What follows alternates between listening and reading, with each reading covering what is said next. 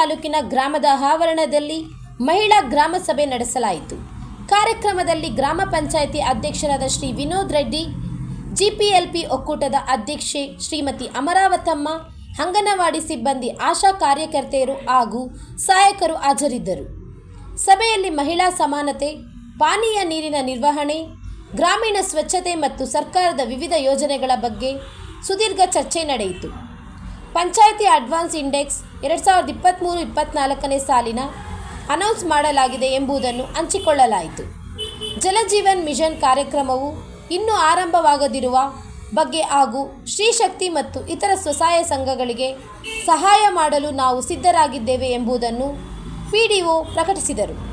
ಸಭೆಯ ಅಂತ್ಯದಲ್ಲಿ ಅಧ್ಯಕ್ಷರಾದ ಶ್ರೀ ವಿನೋದ್ ರೆಡ್ಡಿ ತಮ್ಮ ಅಭಿಪ್ರಾಯ ಹಂಚಿಕೊಂಡು ಕಾರ್ಯಕ್ರಮವನ್ನು ಯಶಸ್ವಿಯಾಗಿ ಮುಕ್ತಾಯಗೊಳಿಸಿದರು. Bureau report, ರಾಷ್ಟ್ರಧ್ವನಿ news Kannada. ವರದಿಗಾರರು N Nagaraj, Chelur.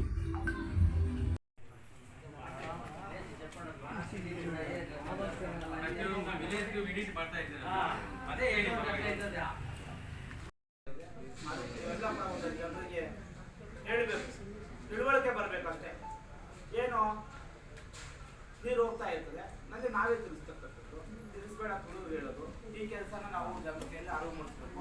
ಸಾಧ್ಯ ಆದರೆ ಒಂದಿನ VWC ಸಮಿತಿ ಸಭೆಗಳನ್ನ ನಾವು ಊರುಗಳಲ್ಲಿ ಸೇರಿಸ್ಕೊಂಡು, VWC ಸಮಿತಿ ಅಂದರೆ ಗ್ರಾಮೀಣ ಕುಡಿಯುವ ಮತ್ತು ನೈರ್ಮಲ್ಯ ಸಮಿತಿಯರಿಗೆ ನಾವೇ ಇರೋದು. ಅದರಲ್ಲಿ ಶಿಕ್ಷಕ ಸಂಘದವರು, ಆಶಾ ವರ್ಕರು, ಅಂಗನವಾಡಿ ಕಾರ್ಯಕರ್ತರು, ವಾಟರ್ ಮ್ಯಾನು, ಮೆಂಬರು ನಾವೇ ಅಜೆಂಡಾ.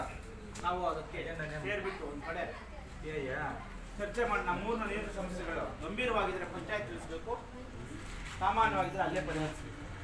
ಅದಕ್ಕೆ ಸರ್ಕಾರ ಒಂದು ನೀತಿ ತಂದಿದೆ, ಜಲಜೀವನ ಮಿಷನ್ ಅಡಿಯಲ್ಲಿ. ಆ ನೀತಿಯನ್ನು ಅಳವಡಿಸಿದೆ.